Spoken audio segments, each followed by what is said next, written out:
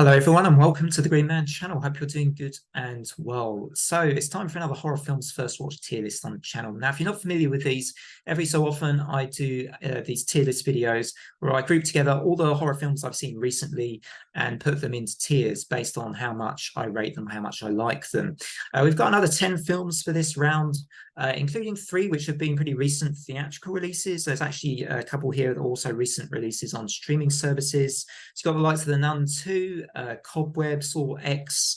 We've got Elevator Game, Totally Killer, which came out very recently, I think, on Amazon Prime. You've got Husera, the Bone Woman, as well here. There's a couple of other slightly older films like Beach House and Hellfest. So lots to talk about here. I'm looking forward and excited to try and put these into different tiers. S tier is obviously everything I like the most, and D tier is everything I like the least. So let's start with The Nun 2, directed by Michael Shaves, who actually directed The Devil Maybe Do It in the Conjuring series of films. It's another addition to the Conjuring universe, of course.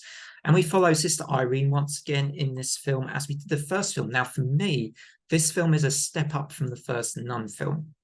I don't think it's working miracles. I don't think it's that great a film, but I do think it's a step up from the first one. Here's why I think this is actually an okay/decent film for me. Once again, I think the performances are pretty good. I think the cinematography is excellent, actually. There is one particular scene with a jump scare that I thought was really well done, where Sister Irene is looking at a wall of all these articles and pictures, and you can sort of suspect that the demon Valak is sort of hidden within those. And as it gradually comes out, it's really nicely done and a really good jump scare in that scene, I think. I also enjoyed the film as it went on a little more and a little more. I thought the last segment of the film in particular was particularly impressive, showcasing some good action sequences with a rather scary devil goat involved as well. So actually, you know what? I didn't hate this film. A lot of people have really disliked The Nun 2. For me, it's just okay. It's just a pretty decent film. And certainly, as I say, I'd like to think of it as an improvement on the first Nun film. Still nothing great, but not bad. Now we move on to Cobweb, another recent theatrical release, at least in the UK. I think this one came out, reasonably recently. I went to see it, and this stars Woody Norman as Peter, an 8-year-old boy who is hearing sounds through his bedroom wall and obviously getting quite disturbed by those. But, arguably, it feels like he's as much under threat from his parents as he is as what's coming through the bedroom wall. And that is where the interest of this film is. Now, for me, the film, I thought, considering the dark subject matter, I'm not always sure the performances quite lived up to the seriousness that I felt was required for this movie. And by that, I think like the father in particular, I thought that the performances, I thought the mother was okay. Actually, she was quite good, but I felt the performances could have been better to carry across the film a bit to make it a stronger movie. But that said, I did like the segments of the film towards the end, rather like with The Nun 2. I thought this one got better as it got towards its closure. Some really exciting action sequences at the end of the film. So with Cobweb, I think I'm going to put this one also into B tier. So interestingly, I went into this one with high expectations that maybe weren't quite met, and with The Nun 2, I went into low expectations, yet they're both ending up in the same middle tier. Now we move on to Saw X. I think you all know what I think of this film. I've talked about it in a short video, and then in my recent Saw ranking, it came up very high at number 2. I never thought I'd be doing this in a tier list for a Saw sequel, particularly not a recent Saw sequel, but you know what? Saw X is going to sit nicely in S tier. This does everything I kind of want a Saw film to do. It's got good traps, in fact, a couple of really gruesome and extremely intense traps, which were also very well acted out by the victims of those traps too. But for me, more than the traps, this film was a pretty good story, developing John Kramer's nicely and giving Tobin Bell a chance to stretch his legs as a performer more as well. And I thought he really did well in this role, or certainly in this film. And you expect nothing less from Tobin Bell. lot to like also with the the overall style of this movie. I thought it developed its intensity very well, good suspense for me, and even the characters which were slightly more in the background, I thought had enough development to make them interesting and to make the sequences when they ended up in the traps actually better. And I enjoyed the teamwork aspect with Cecilia at the helm as the sort of villain, right? You end up interestingly rooting more for Jigsaw, an absolutely and a pretty horrific serial killer, right? But in this film, he actually seems like the slightly less of two evils because, at least he's upfront about what he does, whereas Cecilia is more cunning and manipulative in what she does, and a con artist essentially. So interesting how this one makes you sort of look a bit at moral judgment as well as the traps. It makes it look deeper than just traps. And I think Saw X is actually a very good film. It's more than just gore. So it comes in at S tier. Next up, we have Deadstream. This was a fun, goofy film. This one was directed by Joseph and Vanessa Winter jointly, I believe, and follows this guy who is live streaming in a haunted house to try and win back some of his social media followers. And it's very funny, very goofy. The scene involving the potato gun is hilarious. You know what? Even though this guy is kind of insufferable, he's becomes a little more likable as the film goes on. And I think that just the hilarity of some of the scenes kind of win you over.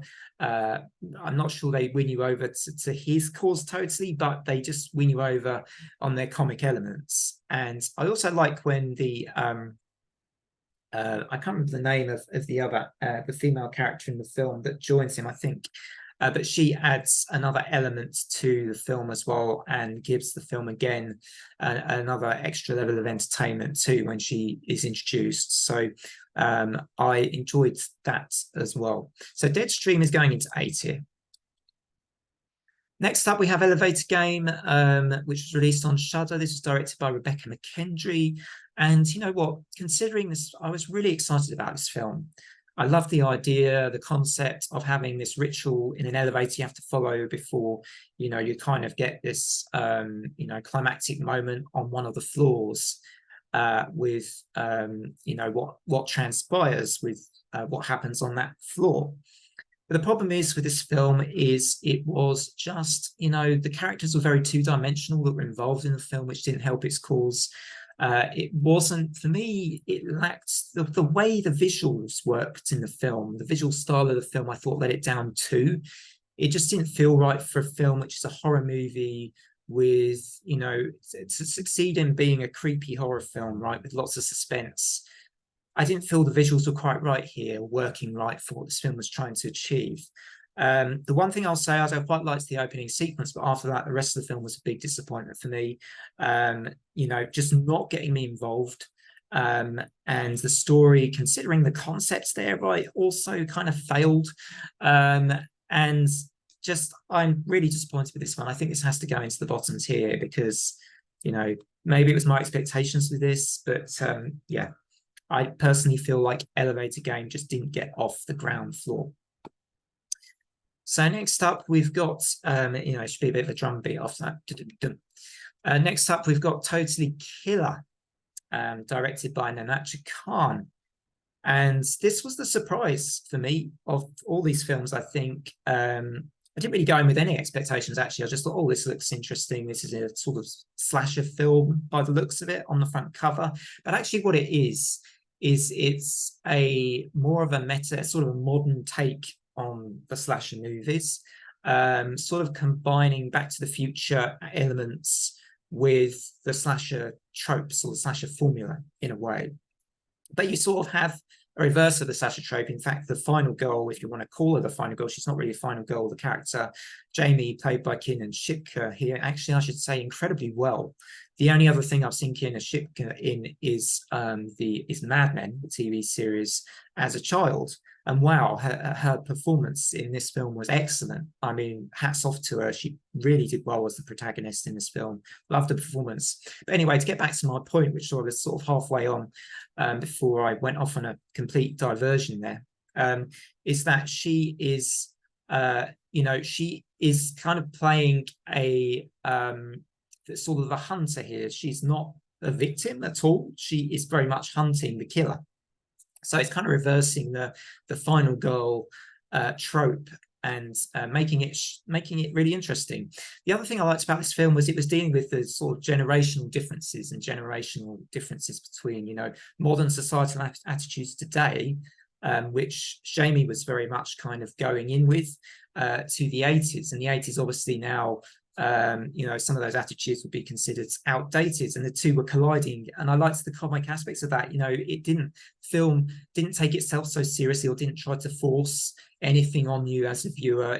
Accepted the generation differences for what they were and made them funny instead of making them too serious. And I thought that it achieved that very well. So Totally Killer, what a surprise of a film. I actually think this deserves to be S tier, but just about S tier. It's not a strong S tier, but it's just about S tier because I really enjoyed it. Good story, great performances, cleverly done. I mean, what's not to like? Think Back to the Future combined with Scream and Bob's Your Uncle. We've actually got a really clever slasher style film here, modern slasher.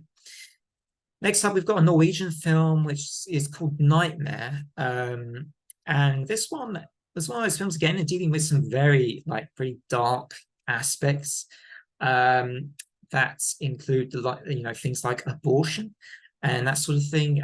So some very disturbing elements. And I find with a lot of Scandinavian films, they deal very well with the disturbing psychological aspects of horror films.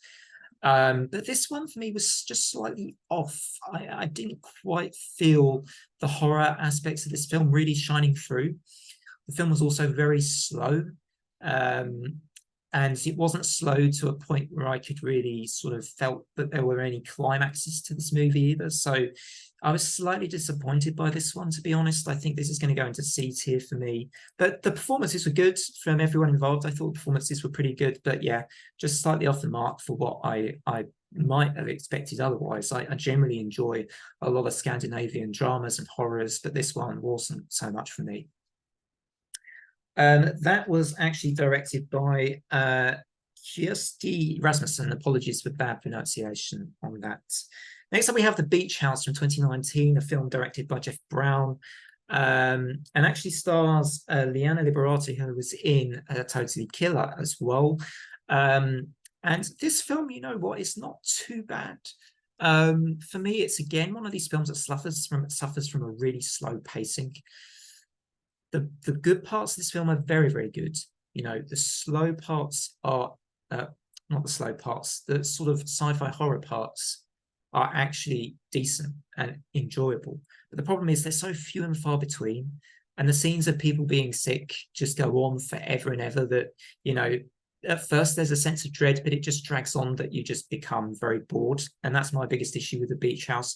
Not a terrible film, but very slow again. And so I'm going to have to put The Beach House into C tier. I believe this divides opinion, this film. So you might be one of those out there in the camp that really love The Beach House. I see why it's divisive. It's not really for me, to be honest, but it's a shame because it had a lot of potential and the sci-fi horror elements were really underused for me in this movie. Next up, we've got a film called Hellfest, which I actually talked about very briefly in the Final Girls tier list I recently did, talking about Natalie in this film. Now, actually, strictly speaking, there are two Final Girls in this film. There's also Brooke, who also survives to the end, but Natalie is kind of the main protagonist that I feel gets the most screen time. So to me, she feels like the final girl of the film, right? But you do also have Brooke as well, to be fair, if you spotted that, omission that I almost really made in my tier list, right? Now, going back to this film, this is a slasher film. Yes, it has the classic slasher formula and the tropes that you get with a slasher movie, but executed very, very well. I think the scare scenes are very good. The kills are pretty awesome. Its suspense is definitely present throughout a lot of the film. It was a surprise at how much I enjoyed this. Yes, it's kind of done in the classic 80s slasher way. The characters are a little bit more, modernized, I guess, if you can say that. But overall, a little gem of a slasher movie here from 2018 for me. And yeah, I liked Natalie as a final girl. I did. I thought she made for quite a good, level-headed kind of a final girl too. A good performance from Amy Forsyth. So that's going to go into A tier. Now, last we got two in each tier. How that's worked out quite nicely. Now, who's Sarah the Bone Woman? This is a Mexican movie. This one directed by, I didn't say actually, Hellfest was directed by Gregory Plotkin. Lucero the Bone Woman was directed by Michelle Severa. This is a really creepy body horror film, and one that ultimately I was left with mixed feelings about. Again, it's another slow psychological kind of a film. Those aren't always for me. You might have realized that by now with some of my picks here, but you know what? This was good, but I'm not sure I'm quite enjoyed it enough to put it into A tier. For A tier, I like to have at least enjoyed the movies, and I'm not sure I quite enjoyed it enough for A tier. Some great body horror sequences in this movie, and I think maybe you'd relate to this a little bit more, to be honest, as a woman, because a lot of the themes were, I think, more probably themes more suitable for if you are a woman and you have the kind of experiences that the protagonist has in this movie. I guess maybe that would, you maybe get the creeps sort of aspect, or the scary aspects of this film a bit more, and they'd maybe come across to you a bit better than they would, a guy like me, basically. But still a pretty good film overall. I think I'm just going to put this one into B tier, therefore. Just felt it was just too slow again for my tastes, and that's the main reason it's in B tier. But some very good body horror sequences. So if that's your thing, actually, you might just enjoy this one, and worth watching. Anyway, thanks as always for watching this, guys. Hope you enjoyed the tier list. Don't forget to drop a sub. I'm going to try and do one more of these before the end of the year. I still got other films to watch that I want to watch that I haven't watched yet from even earlier this, in fact, from the start of this year, that I still mean to watch, so to include on maybe a tier list before we get to the end of the year. But otherwise, thanks everybody for watching. As always, until next time, take care, everybody, and bye for now.